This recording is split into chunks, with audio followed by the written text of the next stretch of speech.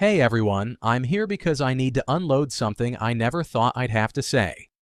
My name's Ryan, and until recently, I thought I was doing everything I could to keep my marriage alive. My wife, Melissa, and I have been together for 5 years. She's a dancer, not the kind you see in movies or on Broadway, but a real artist, the kind of person who can tell an entire story through movement. It's what drew me to her in the first place. She was passionate, vibrant, and full of life. But Melissa's energy comes with a price. She's restless, always searching for the next thrill, the next challenge. She hates feeling trapped or bored. And I guess that's where I failed. Running my tech company means long hours and a lot of stress, and somewhere along the way, I stopped seeing the signs. I thought providing for us was enough. I didn't realize how much she needed more of me until it was too late. About a year ago, Melissa told me she'd been teaching dance at a local studio to keep busy while I was working. I thought it was great. She was doing something she loved, meeting new people and staying active. What I didn't know was that she'd gotten close to another instructor, a guy who was her dance partner in more ways than one. I found out through a mutual friend who saw them out together. When I confronted her, Melissa admitted to it, but brushed it off like it was no big deal.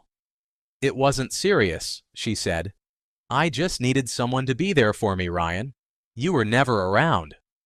Her words hit me like a punch to the gut, but instead of walking away, I chose to fight for us. I cut back on my hours, planned date nights, and even went to some of her performances, a world I'd never really been a part of before. I thought if I proved to her how much I loved her, we could get past it, and for a while, it seemed like we did. A few months ago, I decided to take things a step further. Melissa had always talked about wanting to dance in Paris. It was her dream, and I figured what better way to show her how much she meant to me than by taking her there. I planned the whole thing: a week in the city of love, tickets to the ballet, dinners at romantic little bistros. I wanted it to be perfect. When I told her about the trip, her eyes lit up in a way I hadn't seen in years. She threw her arms around me and kissed me, whispering, "You're amazing, Ryan. This is everything I've ever wanted." For the first time in a long time, I felt like we were on the same page again. I thought, this is it. This is how we move forward. But looking back, I realize now that I was more invested in saving us than she was.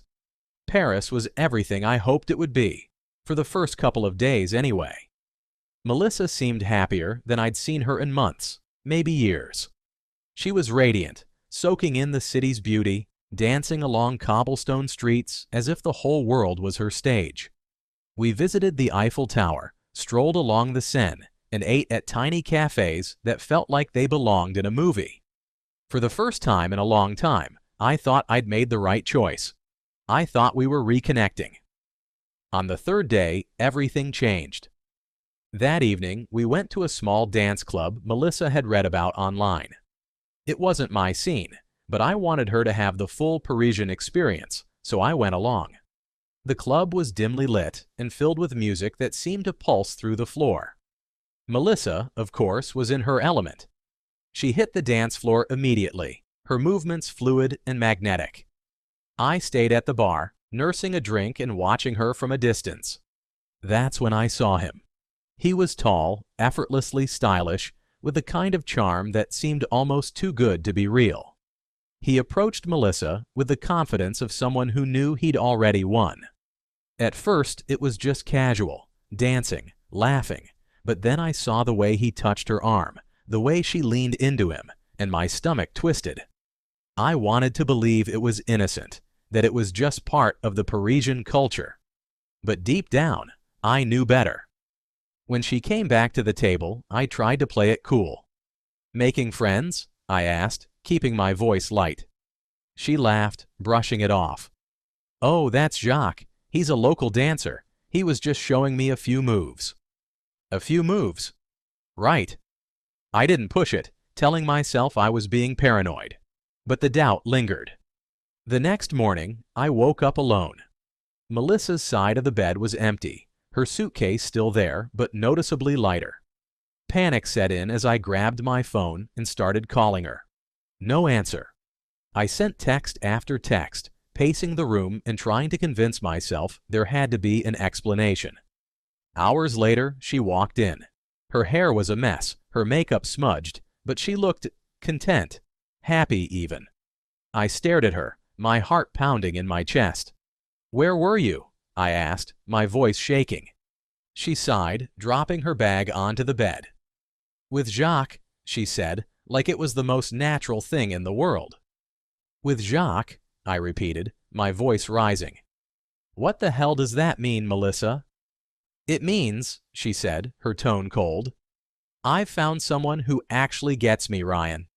Someone who sees me for who I am, not who they want me to be."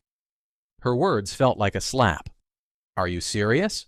You've known this guy for what, 2 days? And yet, he's already given me more attention than you have in the past 5 years, she shot back. "Ryan, I can't do this anymore. The marriage, the routine, the pretending, it's not who I am. I need more." "More?" I shouted. "You need more, so you just run off with some stranger? What about me? What about everything I've done for you? What about our life?" She rolled her eyes, grabbing clothes from the closet and shoving them into her suitcase. "This isn't about you, Ryan. It's about me. I've spent years trying to fit into this box, this idea of what a wife should be, and I'm done. I'm not going to apologize for wanting to be happy." I stood there, stunned, as she zipped up her bag and walked toward the door. "You're really doing this?" I asked, my voice barely above a whisper. She paused, turning back to me with a look that was almost pitying. "I'll be back in a couple of days to grab the rest of my things. Goodbye, Ryan." And just like that, she was gone. When the door clicked shut behind her, the silence in the room was deafening. It felt surreal, like I was watching someone else's life fall apart.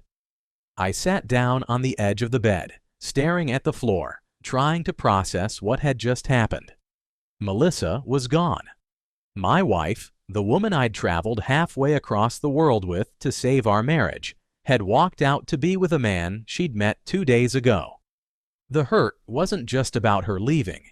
It was the coldness in her voice, the complete lack of regret or hesitation. I'd spent months trying to show her how much I cared, how much I was willing to fight for us, and in the end, it hadn't mattered. She'd made her choice, and it wasn't me. The next day was a blur. I couldn't bring myself to leave the hotel room. Every time I looked at the Eiffel Tower through the window, I felt a bitter mix of irony and regret. The city of love? What a joke! That evening, I couldn't stand the suffocating loneliness anymore. I wandered out into the streets of Paris, ending up in a small, dimly lit bar. The place was quiet, with soft jazz playing in the background. I ordered a whiskey and sat at the bar, lost in my thoughts. That's when I met her, Claire. She was sitting a few seats away, sipping a glass of red wine and reading a book. She looked up and noticed me, her eyes warm and curious. "Rough day?" she asked in accented English. I laughed bitterly. "You could say that." We started talking, and before I knew it, I was telling her everything. I don't know why, it was like the words just spilled out. Maybe it was the whiskey, or maybe it was the fact that she was a complete stranger, someone who didn't know me or Melissa or anything about our life. She listened without judgment, nodding thoughtfully as I vented about the betrayal, the heartbreak, and the sense of failure I couldn't shake. "You're too hard on yourself," she said when I finished. "It sounds like you did everything you could. Sometimes people just don't appreciate what they have." Her words hit me harder than I expected. For the first time, I felt a flicker of something other than sadness. Hope. Maybe she was right. Maybe Melissa's actions weren't a reflection of my failures, but of her own inability to commit or appreciate what we had. We spent the rest of the evening talking. Claire was funny, intelligent, and refreshingly down to earth. She told me about her life in Paris, her work as a graphic designer, and her own past heartbreaks. There was a spark between us, something I hadn't felt in years. But as much as I enjoyed her company, I couldn't shake the fear that came with it. The thought of opening myself up to someone new felt impossible, like a betrayal of my own pain. When the bar closed, she gave me her number and smiled. "If you ever want to talk, or just see the city through fresh eyes, call me," she said. I nodded, pocketing the slip of paper. Part of me wanted to call her the next day, but another part, the part that was still reeling from Melissa's betrayal, held me back. I wasn't ready. Not yet. I flew back to the US a few days later, leaving Paris and Claire behind. The house felt empty without Melissa, but in a way it was freeing. I didn't have to tiptoe around her moods or wonder if I was doing enough to keep her happy. For the first time in years, I could focus on myself and the things I wanted. I started going to therapy, something I'd always thought was unnecessary but quickly realized was life-changing. I reconnected with old friends, threw myself into my work, and slowly began to rebuild. It wasn't easy, and there were days when the pain of what Melissa had done still hit me like a freight train. But little by little, I started to feel like myself again. If there's one thing I've taken away from all this, it's that you can't make someone love you the way you deserve.